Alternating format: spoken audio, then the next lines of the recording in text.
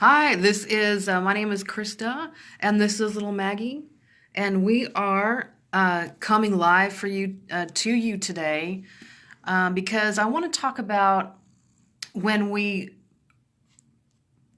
go forward in healing from a health condition, especially one where words like incurable, chronic, progressive, when those kinds of words are said to us. I don't like those kind of words because there are other factors that are not said to us. Like, does it matter that the thing is cured if I'm not experiencing symptoms?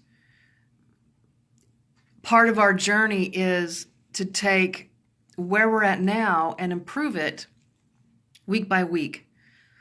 And there's ways that we do that. There's the way we do it with water, making sure we have enough water, making sure we are eating the right kinds of things. The more organic, the better.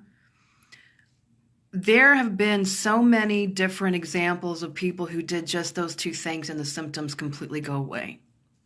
I'm not a doctor, so I can't say that things cure or treat medical conditions, but I can say that it's pretty easy to find people who can talk about feeling better from doing just those two things, eating better and drinking enough water.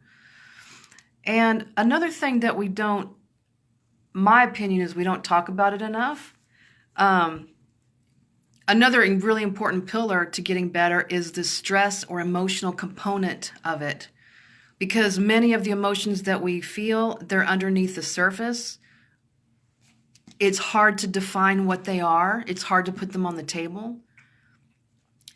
But just like we do with water and just like we do with food, in stress, we are making decisions on what we're going to be surrounded by, what we're going to choose to do with our time and our schedules, and what we're going to pull back from. Kind of like deciding, am I going to go into a dinner and eat the pizza, or am I going to not eat the pizza, or am I just going to have one slice of the pizza and then I'm going to determine how I feel about it? Stress is the same way. You say, how am I feeling? Am I about a 60%, 80% today? Then I'm going to go into an engagement and engage with people, and I'm going to have conversations, and I'm going to connect with people. If I find that I start to go down in my emotional well-being, down to like a 60 to a 50, I'm going to start to pull back a little bit, and I'm going to do what I call doing the opposite of the stress.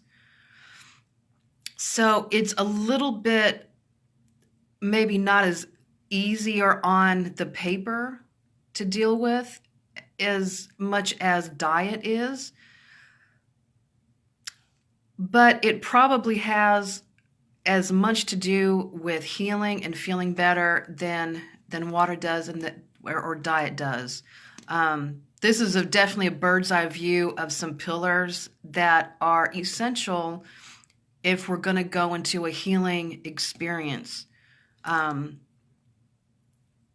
For today, if you're interested in these kinds of, how do we get better emotionally, and what connection do my emotions play in my physical well-being? I invite you today to just kind of go through your day and look at, or just notice what comes at you in terms of what kinds of things you think about, what kinds of things people say to you, and how you respond to them. It's very helpful to write these things down. Like, all I did was go to my front door and pick up a package off the porch, and all of a sudden a neighbor saw me. And now I am having this conversation with the neighbor, and then the neighbor is talking about another neighbor, and it becomes negative. And so I say that my little red flag goes up, and it's like, no negativity in my life. The more negativity, the worse I feel physically. And so I say, it's really nice talking with you. I've got to make an important phone call, and then I escape back into my house, right? This is what it looks like to manage stress. So I'm going to be making these short videos on how you do these kinds of stress management things.